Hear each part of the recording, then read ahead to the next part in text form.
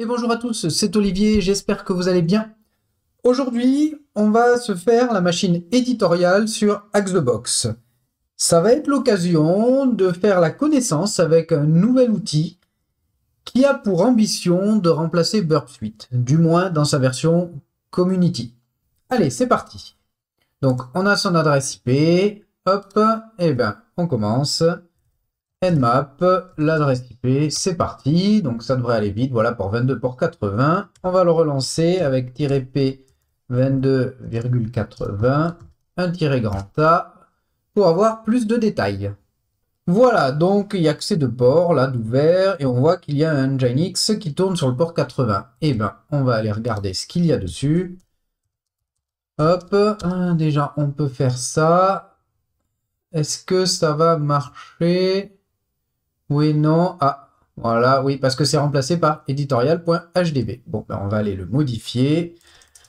Sudo, vi, hop, et je dois avoir le editorial.hdb que j'avais déjà utilisé. Hop, on va mettre la nouvelle IP.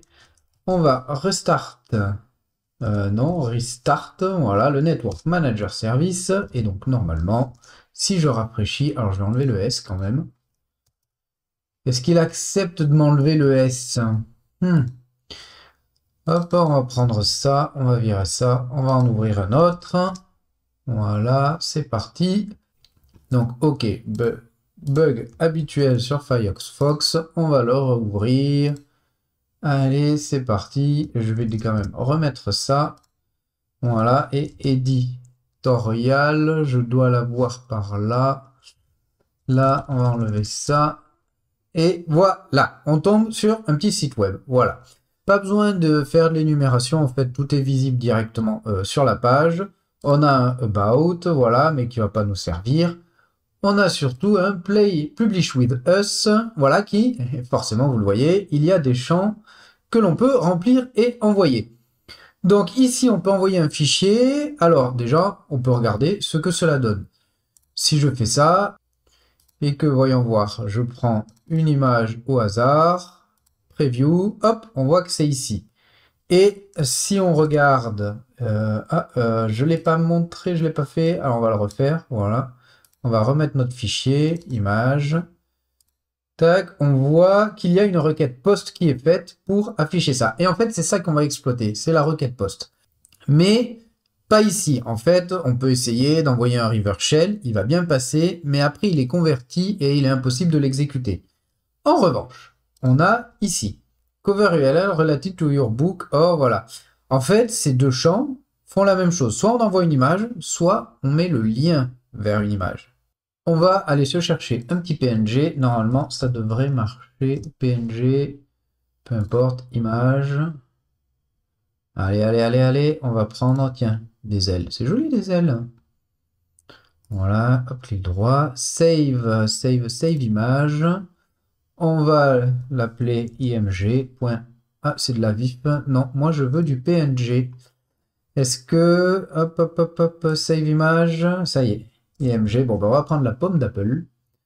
On va l'enregistrer dans notre temp. Voilà. Hop, pourquoi il me met ça? Ah, ça c'est des petits bugs là que j'ai. Hop, hop, hop, hop.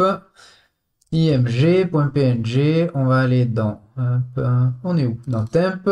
Allez, éditorial, là où je l'ai mis. Voilà. Donc normalement, si... On va fermer ça. Si on a bien image.png, donc si je fais un Python 3-m HTTP serveur sur le port 888, voilà. Ici, je vais mettre HTTP. Obligé de faire ça et je peux pas mettre une adresse Google parce qu'en fait, les box Xbox n'ont pas accès à Internet. Donc, ça pèterait un timeout.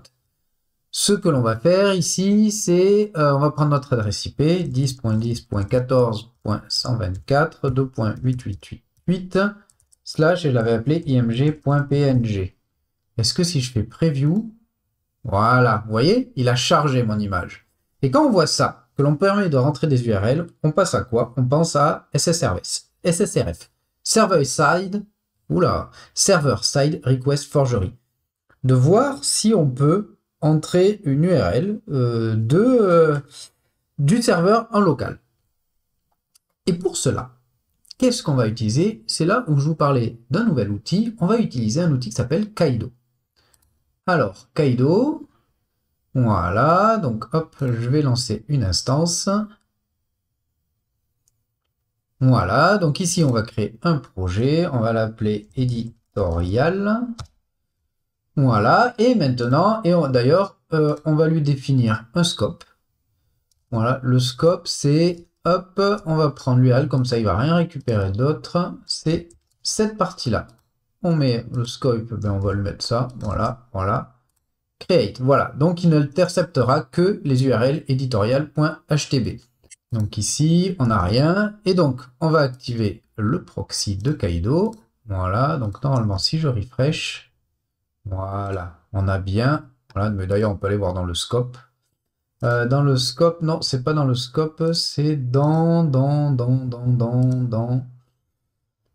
c'est où? Voilà, là. Là, on a, non, on a différents trucs. On va rester. Ah ouais, là, on est dans le scope, voilà, et on va mettre le scope éditorial, comme ça, on ne voit que les HTB, les editorial.htb, filter, je sais pas ce que c'est, voilà, je découvre un peu en même temps. C'est bien sympathique comme outil, voilà, bah, de toute façon, si je clique là, voilà, là, j'ai mes requêtes qui s'affichent. Ok, donc, on va se remettre une URL, et d'ailleurs, on va peut-être remettre la même, ou... non, on va essayer un autre truc, on va essayer... Alors déjà, on va réessayer la même que l'on avait mis. Voilà, celle-là, on fait un preview, ça charge l'image, on voit qu'on a une requête post, là, voilà, blablabla, où on voit, voilà, qu'ici, il envoie l'URL. On va l'envoyer sur ce qu'il y a. Pour Burp Suite, c'est le repeater, ici c'est le replay default collection. Voilà, et si je l'envoie, hop, on obtient un static /upload / machin. On obtient une URL. En fait, si je la tape là-dedans, il me demande de télécharger un fichier. Alors, je vais l'enregistrer, hop, dans temp. Pourquoi c'est pas classé, ça? Pénible. Hop, éditorial, save. Et si on peut la regarder, alors ça, non, j'en ai plus besoin. Open cette partie-là, on voit bien que c'est l'image, que c'est l'image qui a été convertie. D'ailleurs, si on regarde ici et qu'on fait un clic droit, hop, copie, inspecte. Hop, non, tu me l'inspectes pas? Ce serait bien quand même. Allez, refais, inspecte. Non. Inspector. C'est pénible quand ça fait ça. Ah ben non, mais je suis bête. C'est parce que c'était pas cette partie-là. Hop, voilà. Hop, reviens dans Upload, voilà. Et là, donc, si je fais Inspect, voilà, on voit bien que c'est cette URL-là. Si on lui rentre une URL qui n'existe pas, bah là, comme j'ai stoppé le serveur, ça ne devrait pas exister, on va le lancer. Et là, on obtient une autre image, statique, image, unsplash, blablabla. On va regarder ce que c'est que cette image. Hop, d'ailleurs, je peux faire un petit W. Non, bon, on va faire un curl. Non, on va le regarder là-dedans. Si je fais ça, hop, on voit que c'est une image qui n'existe pas. Est-ce que ça marche si je mets ici 127.0.0.1? Si je l'envoie, on va attendre. On voit que ça a été remplacé par static image unsplash machin. Qu'est-ce que ça signifie? Ok, ça signifie je n'ai pas réussi à accéder là-dessus. Mais ça veut dire aussi qu'il n'y a pas eu, on n'a pas eu de message non, non, vous n'avez pas le droit d'interroger cette URL. Ça veut dire qu'il a quand même tenté de l'interroger, il n'a rien trouvé, et donc il nous met l'image par défaut. Ce qu'on va essayer de faire, eh bien on va énumérer tous les ports qu'il y a sur la machine. 2.1, 2.2, 2.3, et ainsi de suite, pour voir si à un moment, il nous répond quelque chose. Et c'est là où Kaido devient intéressant par rapport à Burp Suite Community. Burp Suite Community, lui, il y a, j'ai plus le terme en anglais, il y a un goulot d'étranglement qui fait que quand on fait de l'énumération en brute force, les requêtes ralentissent petit à petit. Et à la fin, ça devient très lent. C'est fait exprès pour passer à la version pro. Kaido n'a pas ce goulot d'étranglement. Donc on va pouvoir l'utiliser pour ça. Donc là, la requête, je vais l'envoyer dans ce qu'on appelle automate. Voilà. Et ici, je vais mettre 2 points port, le port. Et je vais créer, voilà, hop, ici, un placeholder qui s'appelle port. Et moi, qu'est-ce que je veux? Ben, je veux, ici, je veux des nombres qui vont de 1 à 65 530, 35 ou 36, je sais plus, je vais mettre 36. Voilà, tous les ports qu'il peut y avoir à côté. Et on va le lancer. Et vous allez voir que, contrairement à Bursuite, ça va aller vite. Je le lance, et là, vous voyez, ça défile à toute vitesse. On va attendre un peu, et on verra ce que ça donne. Parce que là, on voit bien que c'est toujours... On a une taille de 227. Ça veut dire que je ne trouve rien. On va attendre un peu. Bon alors, idéalement, on pourrait le laisser continuer jusqu'aux 65 000. Bon, ça resterait long, même si ça va très vite et que dans Bursuite, à mon avis, il y en a pour plusieurs jours. On va l'arrêter là, cancel, et on va les trier par length.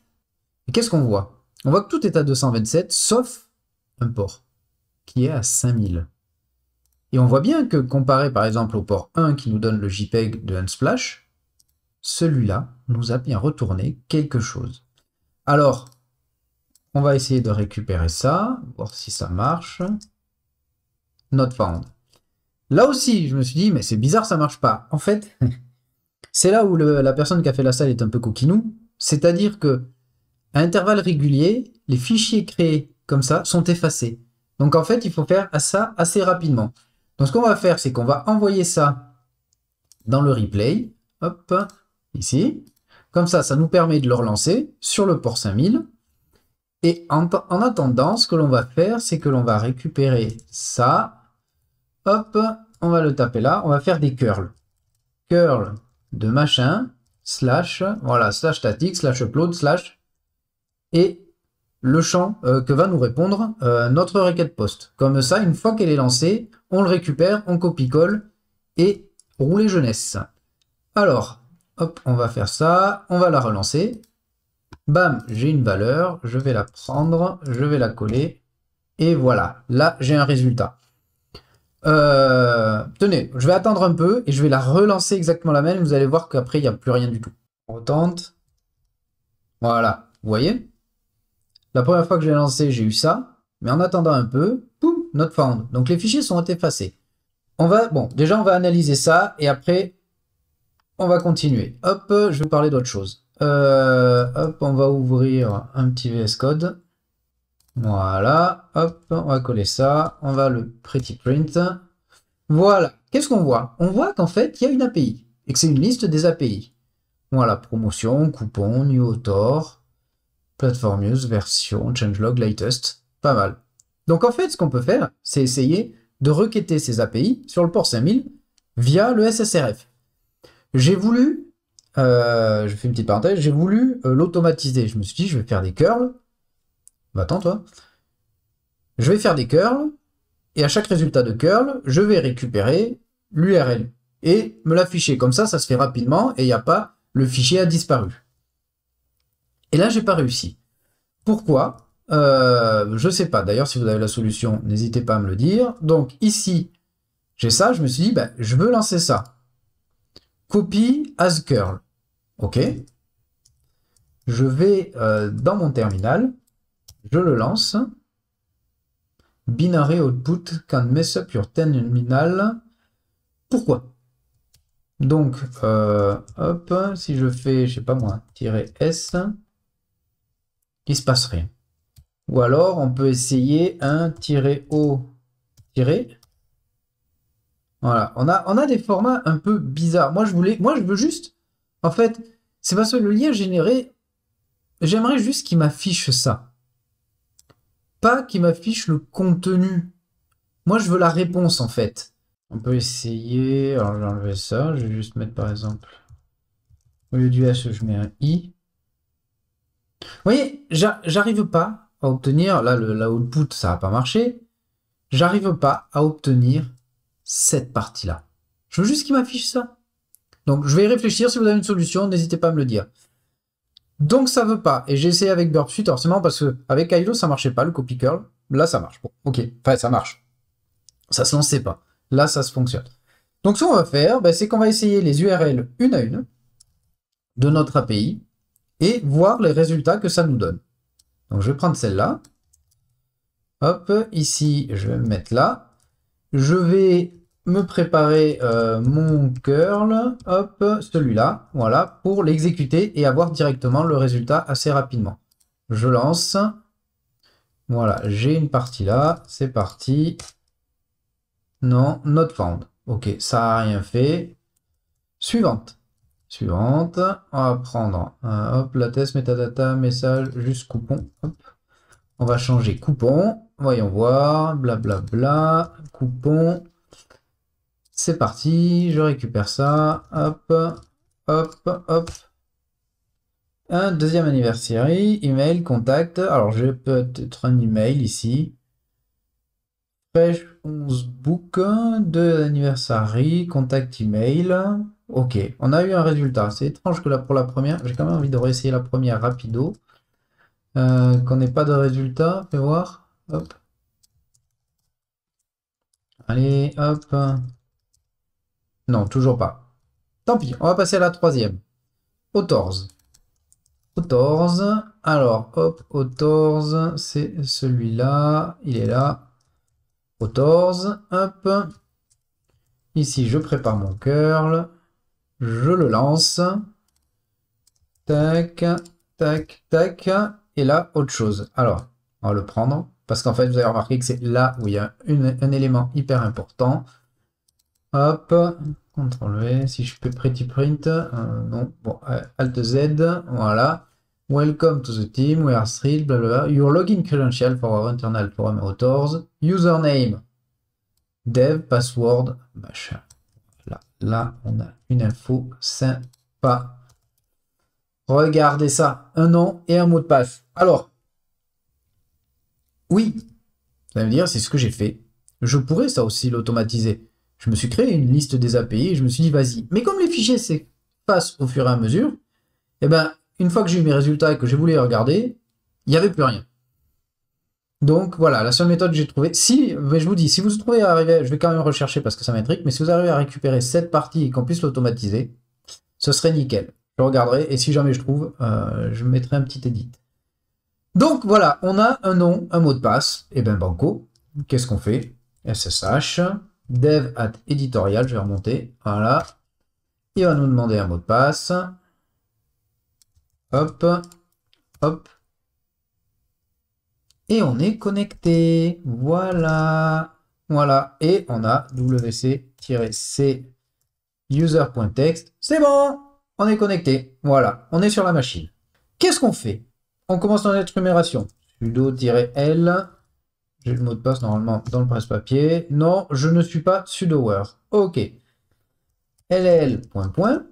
Et là, on voit qu'il y a un mec qui s'appelle prod. Intéressant. Donc, ce serait bien de devenir prod. Je peux aller dans prod. cd.prod. Non, permission denied, parce que je ne fais pas partie du groupe prod. Ok. Continuons. Là, on voit quoi dans ce répertoire? On voit apps. cd apps. Ah, on voit un point git. S'il y a un point git, c'est que c'est un repository. Pour voir ce qui s'est passé dessus, on va faire un git log. Mais là, on n'aurait que les logs. On va rajouter un petit "-p", comme ça on voit toutes les modifications de code qu'il y a eu. Voilà. Et là, il n'y a plus qu'à se balader et essayer de voir un peu les différents trucs. Ici, on a un gros message. Est-ce que vous reconnaissez ce message? Welcome to the team. We are thrilled to have your board and can't wait to see. C'est le même que... Alors, attendez, je vais prendre ça, je vais le mettre de côté. Hop. Hop. Voilà, welcome to the team. C'est le même message que l'on a eu. Voilà. Seulement ici, on nous dit que c'est dev. Et ici, ça avait été remplacé par username prod. Voilà. Dans les logs Git, on a vu que le code a été changé. Et on a un nouvel identifiant. Hop, on va se mettre là. Donc, on a username, c'était prod. Et le mot de passe, c'est ça. Et bien, on a vu qu'on avait un utilisateur prod. On va prendre ça. On quitte ça. Hop, je remonte. SU prod. Je tape mon mot de passe. Et me voilà prod. Voilà. Je peux maintenant aller chez lui. je suis chez prod. C'est pas mal déjà. Bon, ça sert pas à grand chose pour l'instant, mais on va y venir. Qu'est-ce qu'on fait? On refait un sudo-l. Je tape le mot de passe, et là on voit qu'il a une commande en sudo.